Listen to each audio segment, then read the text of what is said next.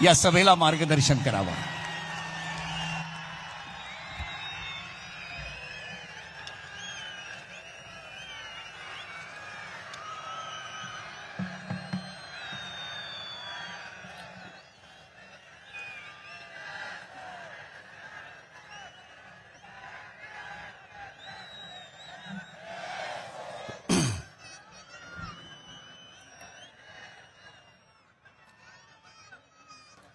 व्यासपीठावरती उपस्थित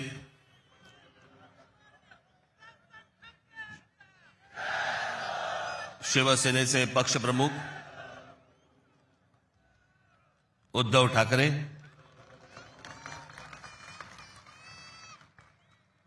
राष्ट्रवादी काँग्रेसचे नेते जयंतराव पाटील, इतर सर्व मान्यवर आणि माझ्या जमलेल्या तमाम मराठी बांधवांनो, भगिनींनो आणि मातांनो,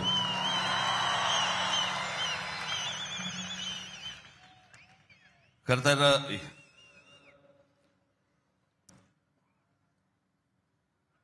या व्यासपीठावरती मी माननीय बाळासाहेबांबरोबर लहान असताना अनेकदा आलो.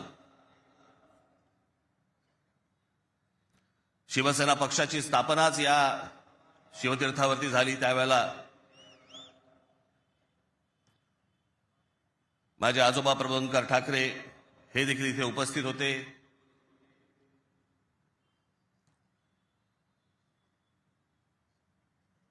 माझे वडील श्रीकांत ठाकरे हे देखील उपस्थित होते.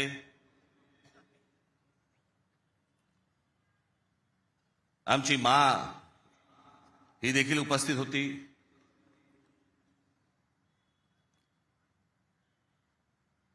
खरं आज या क्षणाला हे दोन भाऊ एकत्र आल्यानंतर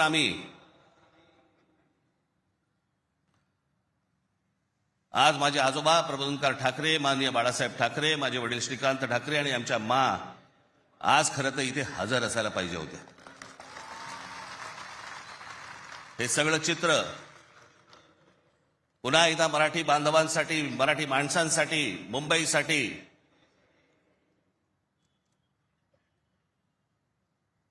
हा आम्ही दोन भावांनी उभारलेला सगळा लढा इथे नसले तरी वरून पाहत असतील.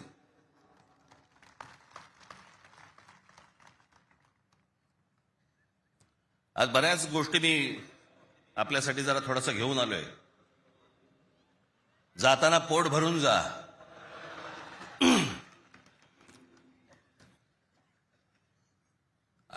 अनेक सामाजिक संस्था आहेत, मराठीवरती काम करणारे आहेत, अनेक लोक आहेत, ज्या लोकांनी अनेक दिवस आवाज उठवला या सगळ्या विषयात. मी सर्वप्रथम त्यांचे मी आभार मानतो. दीपक पवार आहेत, त्यांच्याबरोबरचे अनेक सहकारी आहेत, त्यांचे आभार मानतो.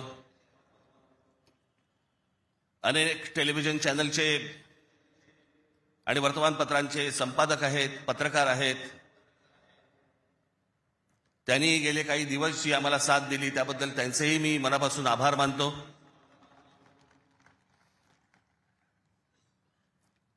खरं तर मी 20 वर्षानंतर पहिल्यांदा युती करतोय.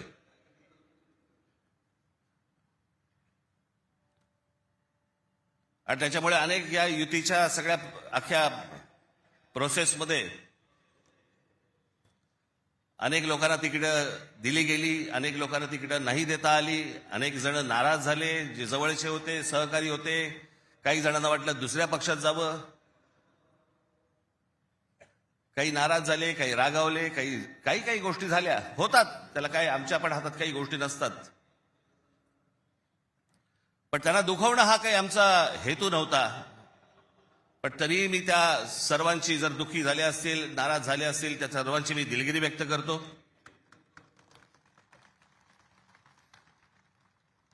आपलेच आहेत, परत येतील. कारण जे आत्ता आहेत तेच कुठे जातील माहित नाही. त्याच्यामुळे ते गेलेले आहेत ते येतीलच परत.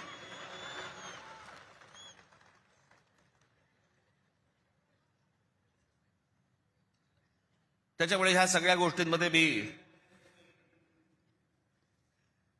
त्यांना समजू शकतो. मुळात मी आणि उद्धव आम्ही दोघेजण एकत्र येण्याचं सगळ्यात महत्वाचं कारण म्हणजे या मुंबईवरती आलेलं संकट. मी गेले अनेक वर्ष या सगळ्या विषयांमध्ये बोलत आलो.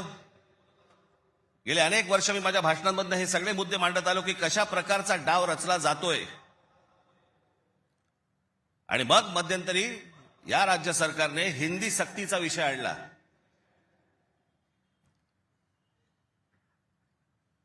आणि त्यावेळेला मग मीही कडाडलो, उद्धवही कडाडला. आणि त्या सगळ्या याच्यामध्ये त्याच्या अगोदरच माझी एक मुलाखत झाली आणि त्याच्यामध्ये मी सांगितलं होतं की कुठच्याही वादापेक्षा आणि कुठच्याही भांडणापेक्षा महाराष्ट्र मोठा आहे.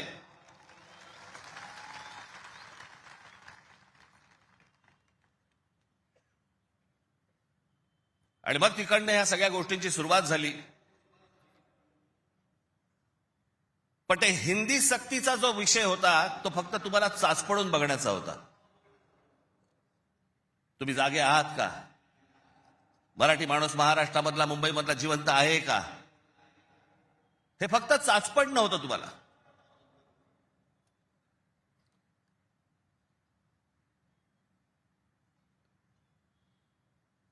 (2024) याच्यानंतर या विधानसभा निवडणुकांनंतर या सरकारला काय फेफराला माहित नाही. जे हवं वाटेल ते मनाला काय जे हवं ते करायला लागले. आली कुठून हिंमत?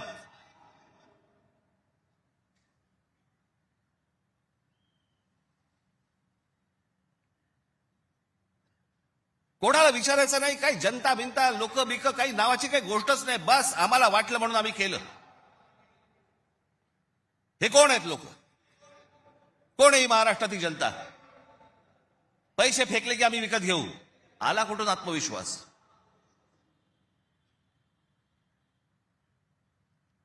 इतकी वर्ष मी आता राजकारण बघतोय. काँग्रेसची लोक सत्तेवरती होती, अनेक लोक सत्तेवरती होते, परंतु ते लोकांना घाबरून असायचे, जनतेला घाबरून असायचे. आता घाबरणं बिबरणं काहीच नाही. गृहीत धरून टाकलं तुम्हाला. कुठून येतात मतं ह्यांच्याकडे, कशी येतात, काय येतात, याचा लढा तर बाकीच्या ठिकाणी सगळ्या ठिकाणी सुरूच आहे. ते बोगस वोटर आणि ते ईव्हीएम मशीन पासून सगळ्या गोष्टी सुरू आहेत. पण ह्याच्यामध्ये सगळ्यात महत्वाची गोष्ट बघा, आता उद्दामपणा कुठपर्यंत गेला यांचा. अकोटमध्ये भाजपने एमआयएमशी युती केली. बदलापूरमध्ये भाजपने काँग्रेस बरोबर युती केली. 66 जण बिनविरोध निवडून आले. बिनविरोध म्हणजे तिकडच्या मतदारांचा अधिकारच काढून टाकला. ते मतदानच नाही करू शकत. आज 66 आहेत. हे पुढे आकडे वाढत जाणार. त्याला कळलंय की काय प्रकारचे आपण कशा प्रकारे लोकांना विकत घेऊ शकतो. वाईट या गोष्टीचं वाटतं विकले जातात. तुळजापूरमध्ये विनोद गंगणे नावाचा एक ड्रग्ज मधला रॅकेट मधला एक माणूस, ड्रग्ज रॅकेट मधला, त्याला भाजपने तिकीट दिलं. ड्रग्ज विका, काही विका, पुढच्या पिढ्या बर्बाद करा, काही फरक पडत नाही. पण ड्रग रॅकेट मधला एक माणूस, त्याला भारतीय जनता पक्षाने तिकीट दिलं तुमच्या नाकावर टिचून. तो एक आता बदलापूरला तुषार आपटे, बलात्काराच्या केसमधला आरोपी, बलात्काराच्या, सगळ्यांना माहिती आहे, नगरसेवक केलं.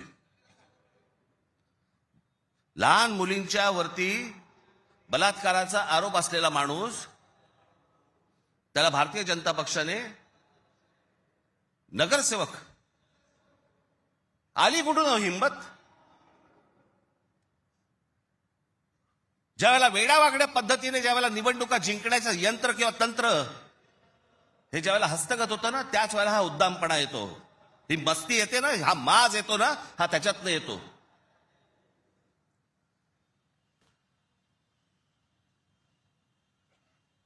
अख्खी मुंबई विकायला काढली, अख्खा महाराष्ट्र विकायला काढला, अख्खा देश विकायला काढला.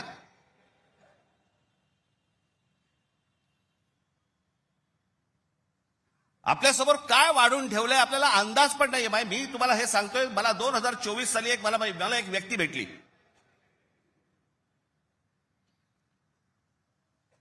लोकसभेच्या निवडणुका झाल्यानंतरची गोष्ट सांगतोय. आणि त्यांनी मला जी माहिती दिली आणि ती माहिती दिल्यानंतर माझे सगळे लोक, माझे काय रिसर्च टीम सगळी जी काही कामाला लागली, ते जे काही झालंय ते आज मी तुम्हाला इथे दाखवणार आहे.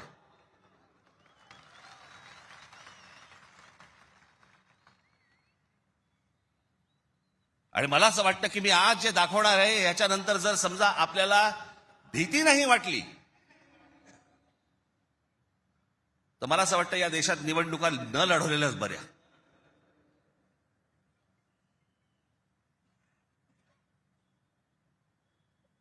म्हणजे आता साधी गोष्ट, फक्त तुम्हाला 2014 नरेंद्र मोदी पंतप्रधान झाले त्या वेळेला, हे मला आता 24च्या नंतर आता हे पुढे सगळं समजायला लागलं. या गेल्या वर्षी 24 नंतर साधारणपणे विधानसभा निवडणुकांच्या आसपास मला या सगळ्या गोष्टी आमच्या रिसर्च टीम मध्ये यायला लागल्यावरती मला धक्का बसायला लागला. कारण आपण असे बघतच नाही कधी, आपण डोळे झाक करत बसतो आणि नक्की काय खणलं जात आहे आपल्या खालून आणि आपल्याला माहितीच नाही. याचं कारण अनेक हिंदी, इंग्रजी टेलिव्हिजन चॅनल सगळं ब्लॉक करून टाकलंय. कोणी काही तुम्हाला दाखवणार पण नाही. दाखवलं की वरनं फोन येतो, वरनं दट्ट्या येतो, जाहिराती बंद करून टाकू. मी आता फक्त एक पहिला मॅप मी तुम्हाला भारताचा दाखवतो, 2014चा. दाखवा रे.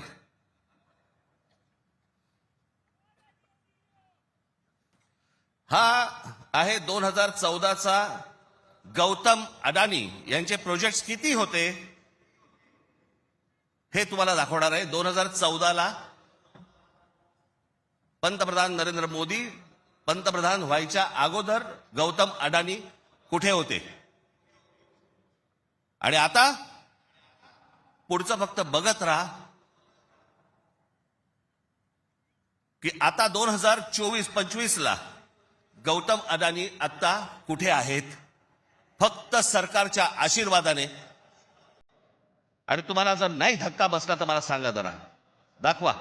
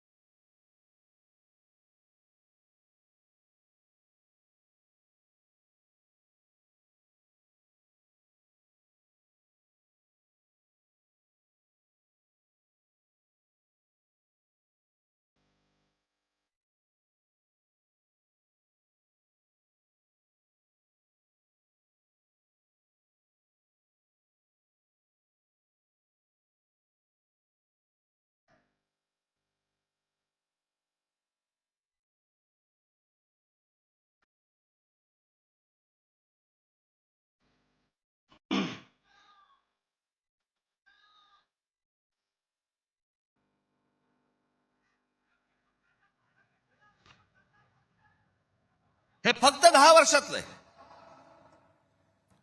जगामध्ये असा एकही माणूस नसेल जो 10 वर्षामध्ये इतका श्रीमंत झाला. मला कुठच्या उद्योगपतीने उद्योग करू नये या मताचा मी नाहीये, इतका दळभद्री विचार माझा नाहीये. पण या देशामध्ये इतके उद्योगपती असताना एका माणसावरती इतकी मेहरबानी या देशामध्ये होते, मी जगातलं तर दाखवतच नाही अजून. फक्त 10 वर्षामधली गोष्ट ही 10 वर्षातली. एकाच माणसाला सगळ्या गोष्टी दिल्यात, वीज दिली, सिमेंट बनवण्याच्या उद्योगामध्ये गौतम अडाणी हा माणूस कधी नव्हताच 2014च्या अगोदर. आज देशातला 2 नंबरचा सिमेंटचा व्यापारी येतो. उद्या माणसाने समजा उद्या वीज बंद केली, आम्ही अंधारात. सिमेंट महाग केलं, काही बोलू शकणार नाही. सगळी पोर्ट्स खालपासून वरपर्यंत सगळी पोर्ट्स अदानीना, सगळी विमानतळं अदानीना. महाराष्ट्रात काय परिस्थिती एकदा बघा, महाराष्ट्राचा फक्त एकदा दाखवा.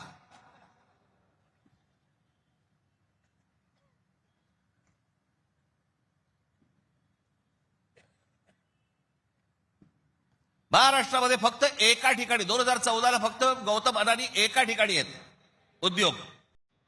2025ला बघा,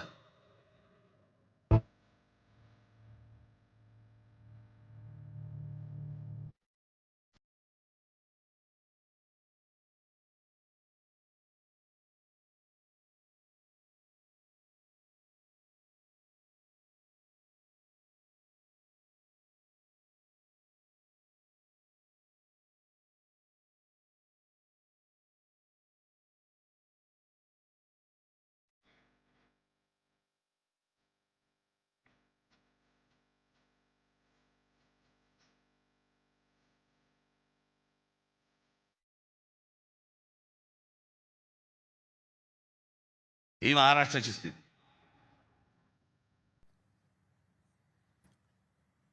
आणि मी जे सतत सांगतो ना, हा जो MMR रिजन मुंबई, या मुंबईवरती मी आता फक्त तुम्हाला वाचून दाखवणार आहे. या फक्त MMR रिजन मध्ये काय फक्त केलंय तेवढं फक्त बघून घ्या. मुंबई महानगर क्षेत्रात अदानी 29 जून 2018 रिलायन्स इन्फ्रास्ट्रक्चर कंपनी ताब्यात मुंबई वीज पुरवठा क्षेत्रात प्रवेश. एप्रिल 2021 नवी मुंबई विमानतळाच्या कामाला सुरुवात. 2021 मुंबई आंतरराष्ट्रीय विमानतळ ताब्यात. अंधेरी पश्चिम येथील RTOची जमीन अदानी यांना 5,000 कोटींना. ऐरोली इथे डेटा सेंटरसाठी 92 एकर जमीन 1,500 कोटींमध्ये. धारावी पुनर्विकास प्रकल्प अदानींना. महाराष्ट्रात स्मार्ट वीज मीटर बसवण्यासाठी 13,888 कोटींचं कंत्राट. भांडूप कल्याण इथे मीटर्स बसवली जाणार. मुंबई आणि नवी मुंबईत हायर स्केल डेटा सेंटर सुरू करण्यासाठी महाराष्ट्र सरकारशी 50,000 कोटींचा सामंजस्य करार. मेट्रो मोनोरेल यांना अदानींचा वीज पुरवठा. सांताक्रूज आणि विलेपार्ले परिसरात केंद्र सरकारच्या विमानतळ संरक्षण दलाच्या जागांवरती 80,000 झोपडपट्ट्यांचा विकास अदानी करणार. पनवेलमध्ये टॉवर्स सेमी कंडक्टर कंपनी आणि अदानी समूह यांच्या प्रकल्पाला महाराष्ट्र सरकारची मान्यता. $10 अब्ज गुंतवणुकीचा अंदाज. धारावी पुनर्विकास प्रकल्पासाठी देवनारमध्ये 124 एकर जमीन. मुंबई उपनगरातील वाढत्या वीज मागणी पुरवठ्यासाठी वसई खाडीजवळ 209 कांदळवने तोडण्यास मुंबई हायकोर्टाची परवानगी. गौतम अदानी यांची तारापूर अणुऊर्जा प्रकल्पाला भेट. पुढच्या 10 महिन्यात खासगी कंपन्यांना अणुऊर्जा क्षेत्रात येण्याची परवानगी देणारे विधेयक संसदेत मंजूर. रायगड जिल्ह्यातील आंबा नदीकाठी असलेल्या जेट्टी प्रकल्पासाठी 192 कोटीची गुंतवणूक. पनवेलमध्ये 1,000 एकर्समध्ये 10,000 कोटींचा रहिवासी प्रकल्प. मुंबईला वीज पुरवठा करण्यासाठी 1,660 कोटींचं काम. धारावी पुनर्विकास प्रकल्प बांधणीसाठी मुलुंड येथे 58 एकर जमीन आणि 319 कोटी मिळाले. धारावी पुनर्विकास प्रकल्प बाधितांसाठी कुर्ला मदर डेअरीची 20 एकर जमीन 57 कोटीत मिळाली. 124 एकरचा आणि 36,000 कोटींचा गोरेगाव पश्चिम येथील मोतीलाल नगर पुनर्विकास प्रकल्प अदानींना मिळाला. MIDCने तळोजा येथे 400 एकर नंतर आणखी 159 एकर जमीन दिली. बांद्रे रेक्लेमेशन पुनर्विकास प्रकल्प 24 एकर 30,000 कोटींमध्ये मिळाला. पालघर डहाणू येथे अदानी वीज प्रकल्प. अदानी नवी मुंबईत सेमीकंडक्टर प्रकल्प सुरू करणार. वसई येथील तुंगारेश्वर अभयारण्यातील जमीन अदानी इलेक्ट्रिसिटीला. टिटवाळा, मोहने, आंबिवली शहरात येथील अदानी सिमेंट फॅक्टऱ्या. वाढवण येथे बंदर उभारण्यासाठी अदानी समूह उत्सुक. महाराष्ट्र सरकारशी सामंजस्य करार. वाढवण येथे विमानतळ उभारण्यासाठी अदानी समूह उत्सुक.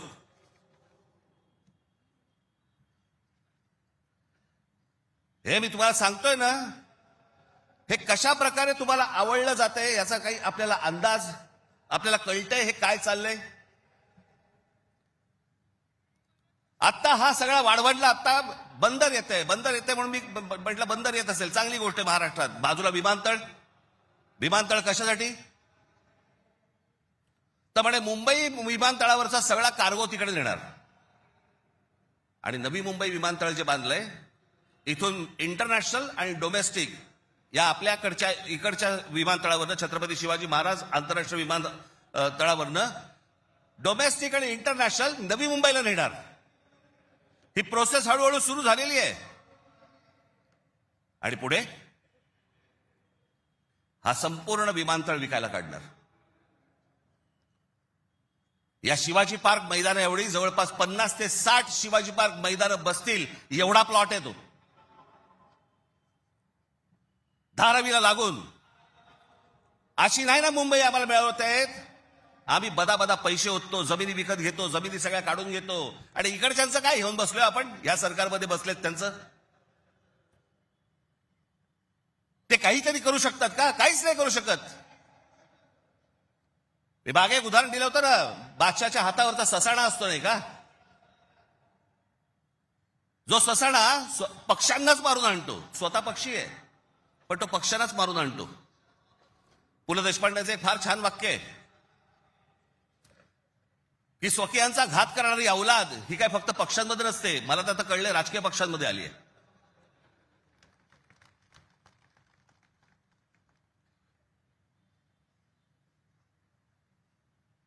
डोक्यात गेली सत्ता, डोक्यात. हा जो भूगोल आहे ना, हा भूगोल नीट समजून घ्या. हे वाढवण बंदरापासून तिकडे वरती जे आहे ना त्याला लगेच लागून गुजरात आहे. यांचं पहिल्यापासूनच डोक्यामध्ये जे होतं ना की मुंबई गुजरातला न्यायची. मग मुंबई गुजरातला न्यायची असेल तर काय करायला लागेल, पालघर जिल्हा ताब्यात घ्यायला लागेल, ठाणे जिल्ह्याचा भाग ताब्यात घ्यायला लागेल, या MMR रिजनचा भाग ताब्यात घ्यायला लागेल, तर मुंबईपर्यंत पोहोचता येईल. माणसं पहिली बदा तिकडे टाका, त्यांचे मतदारसंघ फोडा, मराठी माणसांना फोडा, हे मतदारसंघ ताब्यात घ्या आणि त्याच्यानंतर सांगा अरे खासदार तर आमचाच, आमदार तर आमचाच, नगरसेवक पण आमचाच, महानगरपालिका ही आमच्या हातात. हे सगळं करून मुंबई गुजरातला कशी जोडता येईल याच्यासाठीचे हे सगळे लॉंग टर्म प्लॅन सगळे सुरू आहेत. आणि आम्ही बेसावत. आमच्यामध्ये जातीपातीमध्ये भांडणं लावली जात आहेत. हा मराठा, हा ओबीसी, हा अजून कोणी. एकदा मुंबई हातात तर गेली ना बाबानो. महाराष्ट्र झारखंडपेक्षा काही वेगळा करणार नाहीत. हे मुंबई ही तुमची राजधानी आहे, मुंबई ही तुमची ताकद आहे. पण जो मस्तवालपणा जो अंगामध्ये शिरलेला आहे यांच्या, की आम्ही काहीही करू, कुठूनही मतं आणू, जे यांनी विधानसभेला केलं तेच करण्याचाही आता पण प्रयत्न करणार. आमच्यावरती भ्रष्टाचाराचे आरोप करतायत. काय बोलताय काय तुम्ही? देवेंद्र फडणवीस ज्यावेळेला मुख्यमंत्री होते त्यावेळेला ह्यांनी छगन भुजबळांना जेलमध्ये टाकलं होतं, हो की नाही? आता मांडीला मांडी लावून बसलेत. अजित पवारांचे बैलगाडीभर पुरावे घेऊन गेले होते. काय किती 70 का 80 हजार कोटीचा काहीतरी घोटाळा, त्याच्याबद्दल पुरावे बैलगाडीतनं घेऊन गेले होते. आता काय सांगतायत, कोर्टात केस आहे, पुरावे असतील तर त्यांना अटक होईल. अरे मग तुम्ही पुरावे दिले होतेत ना, द्या आता कोर्टात. ही सगळी बाहेरून सगळी माणसं आणायची, इथे भरायची, तुमचा टक्का कमी करायचा, तुमचं अस्तित्व घालवायचं. इथे येऊन ह्यांची माणसं मिळणार, इथे उत्तर भारतातलं माणसं येणार आणि म्हणतात इथे तुम्हाला. काल एक कोणतरी उत्तर भारतातला माणूस बोलवता म्हणे, मुंबईमध्ये म्हणे नोकऱ्या जर घ्यायच्या असतील महानगरपालिकेमध्ये तर इथल्या स्थानिकांना, उत्तर भारतीय लोकांना दिल्या पाहिजेत. हे बाहेरून येणारे म्हणे कोल्हापूर, सातारा, सांगलीवरनं येणारी माणसं हे बाहेरच्या लोकांना द्यायची नाहीत म्हणून. बाहेरची लोक म्हणजे आमच्या सातारा, कोल्हापूर, सांगलीमध्ये येणारी आता हे बाहेरची लोक झाली आणि हे आतले.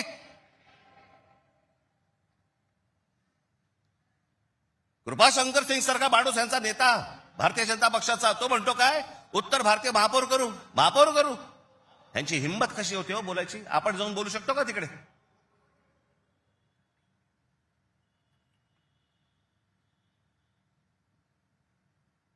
याचं कारण तुम्ही एकत्र येऊच नाही, याच्यासाठीचा बंदोबस्त यांनी केलेला आहे. माणसं म्हणून काय करायचं, पैसे टाका, माणसं फोडा. यांचं मुंबईवरचं लक्ष उडालं पाहिजे, महाराष्ट्रावरचं लक्ष उडालं पाहिजे. हे मराठी म्हणून कधी एकत्र येताच कामा नयेत. आणि मग आपल्याला जे साध्य करायचंय,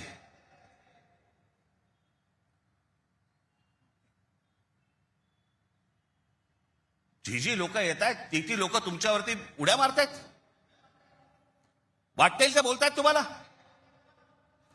मुंबईमध्ये, महाराष्ट्रामध्ये तुम्हाला घरं नाकारली जात आहेत. काल परवाकडे कोणतरी एक तामिळनाडूमधून रसमलाई आली होती.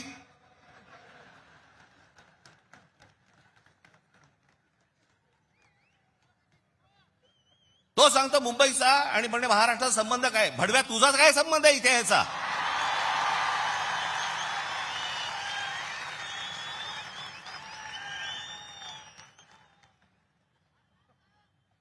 यांच्यासाठीच माननीय बाळासाहेब बोलले होते, हटाव लुंगी आणि बजाव पुंगी. आज अनेक दाक्षिणात्य इथे राहत आहेत, अनेक जैन मारवाडी इथे राहत आहेत, आनंदाने राहत आहेत. पण कसं भडकवलं जाते बघा तुम्हाला कबुतरांच्या नावाने. कबूतर राहिली बाजूला, पण हे सत्ताधारी जे फडफडत आहेत ना, हा त्यांचा प्रश्न आहे. काल परवाची गोष्ट, इथे मुंबईमध्ये जैन मराठी वादावरती पडदा टाकण्यासाठी म्हणून एक बैठक झाली. ही बातमी फक्त नवाकाळला आली. त्यांचे कुठे एक जैन मुली निलेश चंद्र आहेत, निलेश चंद्र बघा. ते जैन मुली निलेश चंद्र काय सांगतायत, तर कबुतरे खाणे आणि मांसावरून मराठी जैन समाजात पेटलेला वाद मिटवण्याची जबाबदारी मुख्यमंत्री देवेंद्र फडणवीस यांनी भाजपा मंत्री मंगल प्रभात लोढा यांना दिली.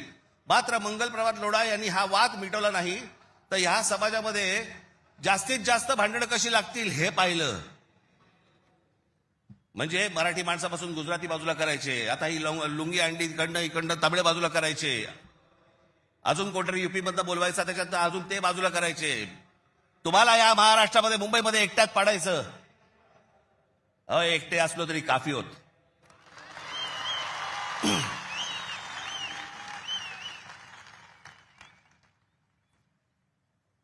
नको त्या वादात जाऊ नका. आमच्या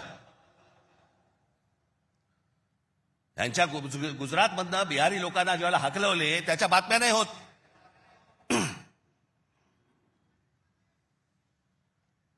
ज्याने बिहारी लोकांना तिकडनं हाकलवलं, जवळपास 10 का 20 हजार लोकांना हाकलून दिले बिहारमधनं, भारतीय जनता पक्षाने त्याला तिकीट दिलं,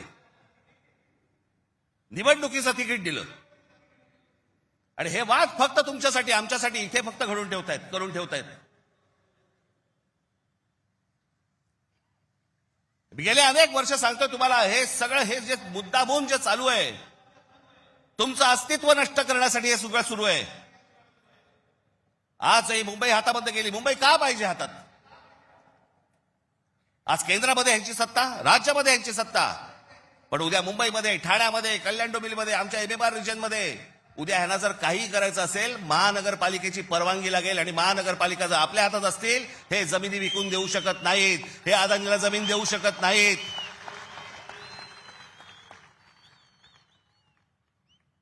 ही गोष्ट ते करूच शकत नाहीत. हा धोका काय होता ना बाबांनो, मी फक्त वेळ कमी आहे, परंतु मी आपल्याला एक धोका, हा किती वर्षांपूर्वी आमच्या बाबासाहेब आंबेडकरांनी, आमच्या बाबासाहेबांनी मांडलेला तुम्हाला फक्त एक गोष्ट वाचून दाखवतो, जी मी 2008ला वाचून दाखवली होती. बाबासाहेबांनी काय त्यावेळेला मांडलं होतं हे तुम्हाला आज कळेल. मी काय सांगतोय तुम्हाला ते. उत्तर प्रदेश आणि बिहार यांच्यासारखी राज्य निर्माण करून हे बघा, हे पुस्तक आहे भाषिक राज्य पुनर्रचना मीमांसा. आपल्याला कुठे मिळालं तर आपण जरूर वाचा. उत्तर प्रदेश आणि बिहार यांच्यासारखी राज्य निर्माण करून राज्य पुनर्निर्माण मंडळाने केवळ तौलनिक विषमता निर्माण केली एवढेच नव्हे, तर उत्तर भारत आणि दक्षिण भारताचे दोन तट निर्माण केले. उत्तर भारतात हिंदी भाषेचं प्राबल्य आहे, उलट दक्षिण भारतात हिंदीशी संबंध नसलेल्या भाषा बोलल्या जातात. मला खरं तर आपल्याला सांगायचंय की युपीच्या आणि बिहारच्या लोकांनी पहिल्यांदा नीट समजून घ्या, बाबांनो, हिंदी ही तुमची पण भाषा नाही. युपीच्या लोकांची भोजपुरी भाषा आहे, बिहारच्या लोकांची मैथिली भाषा आहे, अवधी भाषा आहे. हिंदी भाषा तुमची पण नाहीये. माझा कुठच्या भाषेवर राग नाही, परंतु तुम्ही आमच्यावरती लादणार असाल तर लाथच मारू. हिंदी भाषिकांची संख्या किती मोठी आहे याची बहुतेक कोणालाही दखल नाही. भारताच्या एकूण लोकसंख्येच्या 48% लोकसंख्या ही हिंदी भाषिक म्हणजे त्या भागाची आहे. माझ्याकडे घटना निर्मितीचे काम होते त्यावेळी एक गुपित घटना मी नमूद करू इच्छितो. अर्थात गुपित भंगाचा आरोप माझ्यावरती येणार नाही अशी अपेक्षा आहे. काँग्रेस पक्षाच्या एका बैठकीतील हे गुपित आहे. हिंदी ही राष्ट्रभाषा म्हणून स्वीकारण्यासंबंधी ही चर्चा होती. घटनेचे 115वे कलम राष्ट्रभाषेसंबंधी आहे. या कलमावरती जेवढी गरमागरम चर्चा व्हायला झाली तेवढी इतर कोणत्याही कलमावरती झाली नाही. प्रदीर्घ चर्चेनंतर हे कलम मातास टाकले आणि काय आश्चर्य, 78 विरुद्ध 78 असे मतदान झाले. कुठलाच निर्णय घेणे शक्य झाले नाही. या वस्तुस्थितीमुळे दक्षिण भारताचा उत्तर भारतावरती किती कटाक्ष आहे हे तुमच्या लक्षात येईल. उत्तर भारत संलग्न झाला आणि दक्षिण भारत विच्छिन्न राहिला आणि राजकारणात हिंदी व उत्तर भारताचे वर्चस्व असेच चालू राहिले तर परस्पर द्वेषभाव निर्माण झाला नाही तरच नवल. केंद्रीय सरकारात एका राज्याला दुसऱ्या राज्यावरती अशा आगंतुकपणे वर्चस्व चालू देणे धोक्याचे आहे. घटक राज्ये समतोलाची राखण्यास केंद्रीय शासनामध्ये काही तरतूद नसल्यामुळे नवनिर्मित बिजोड राज्यांमुळे 5 प्रदेशांखेरीज इतर राज्यात अविश्वास आणि असंतोष निर्माण होईल. सध्याच्या केंद्रीय शासन पद्धतीमुळे भारताच्या राजकारणात उत्तर प्रदेश इतर राज्यांहून प्रबळ ठरेल ही भीती केवळ दक्षिण भारतीयांचीच नसून पंजाब, बंगाल व इतर राज्यांनी व्यक्त केलेली आहे आणि ही भीती निराधार आहे असे कोणीही छातीरोखपणे सांगू शकत नाही. या भीतीचे निराकरण केले नाही आणि आता विशेष उपाययोजना केली नाही तर ही भीती राष्ट्रीय ऐक्यास घातक ठरल्याशिवाय राहणार नाही. हे सत्य कोणी लपवून शकत नाही. आमच्या परमपूज्य डॉक्टर बाबासाहेब आंबेडकरांनी तेव्हा लिहून ठेवलंय की हे किती घातक आहे ते. हे काय चाल चालू आहे तुमच्या विरोधात, हे काय प्रकारचं षडयंत्र सुरू आहे.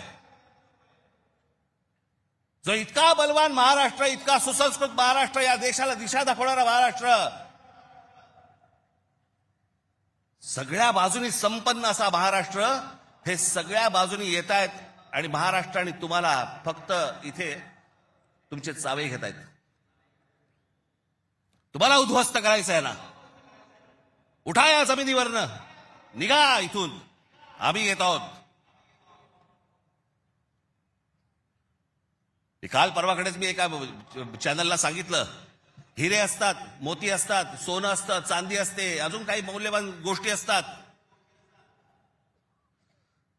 फक्त जमीन या एकाच गोष्टीला रिअल इस्टेट म्हणतात, खरी संपत्ती. दुसऱ्या कोणत्याही गोष्टीला रिअल इस्टेट म्हटलेलं नाहीये, फक्त जमिनीला रिअल इस्टेट म्हटलंय. कारण ती तुमची संपत्ती आहे. तुमच्या पायाखालची जमीन आणि तुमची भाषा ही मेली की तुमचं अस्तित्व संपलं, तुम्ही कोणी नाही आहात. जगात अनेक देश, अनेक लोक हे भाषा संपली, देश गेला, जमीन गेली म्हणून संपले. हाच डाव त्यांचा आहे. वेगवेगळ्या मार्गाने येत आहेत आणि वेगवेगळ्या मार्गाने तुमच्यावरती आक्रमण करतायत आणि तुम्हाला सांगतायत निघून जा इथनं.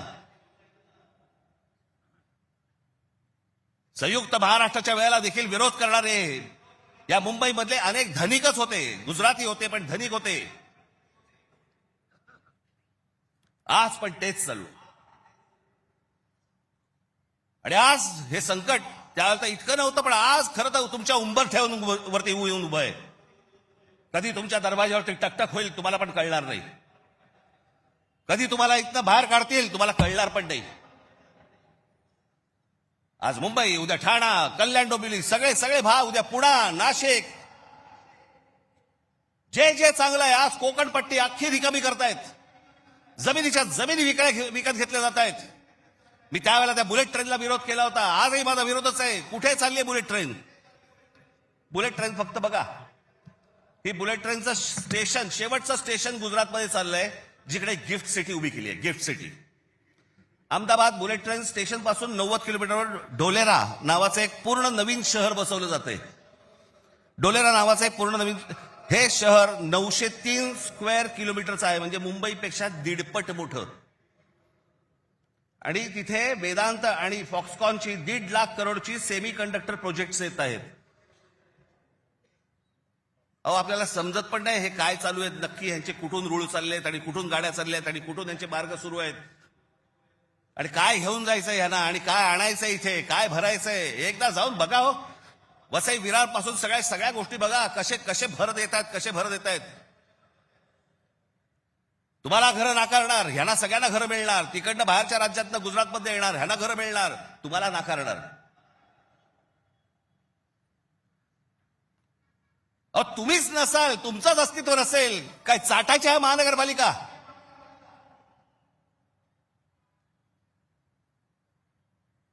काय उपयोग आहे या गोष्टींचा? आम्ही भले आमच्या वचननाम्यामध्ये सांगितलेल्या अनेक गोष्टी आहेत, ज्या उत्तम करू, उत्तम शहर करू, चांगल्या गोष्टी करू. मला असं वाटतं उद्धव ठाकरे आपल्या भाषणामध्ये या गोष्टी सांगतीलच. अरे पण तुम्ही असायला पाहिजेत ना त्याच्यासाठी. तुमची काय किंमत करून ठेवली आहे लोकांनी? कोण महाराष्ट्रामधला मराठी माणूस पैसे फेकले की विकला जातो? ही आपली किंमत. आणि ही बोली लावणारे कोण?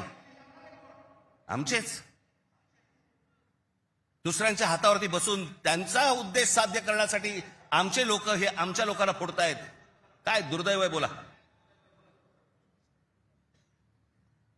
या अशा परिस्थितीमध्ये ही आजची निवडणूक होते आहे.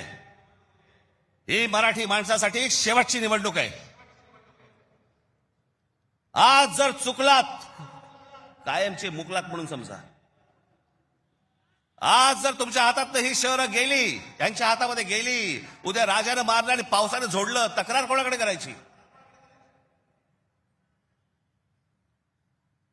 आज इतर राजकीय पक्षांमधले पण जे मराठी लोक आहेत, माझं त्यांनाही आव्हान आहे, सोडा ते सगळं. या मराठी माणसासाठी एक व्हा, या मुंबईसाठी एक व्हा, या महाराष्ट्रासाठी एक व्हा.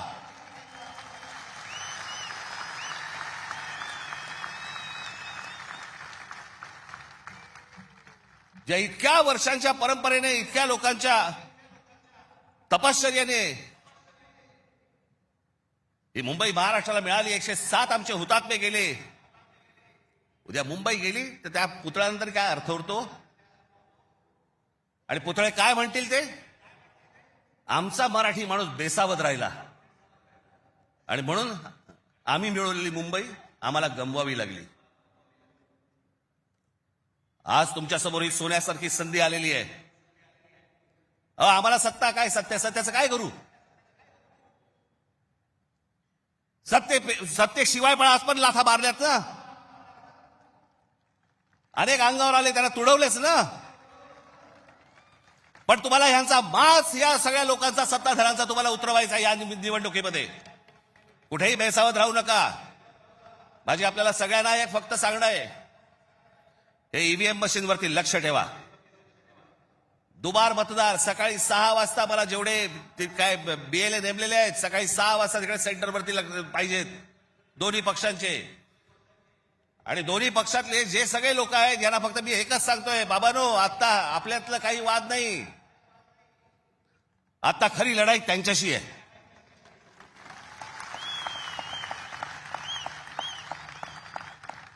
आपण भांडत राहावं हेच त्यांना पाहिजे. त्यांना जे हवं ते आपण नाही द्यायचंय. आपल्याला जे हवं तेच आपण केलं पाहिजे. आणि म्हणून तिकडे आपल्याला जाता एवढंच सांगेन की सतर्क राहा, बेसावध राहू नका. आणि जर दुबार मतदार जर तिकडे आला, सकाळी 7 वाजता फोडून काढा.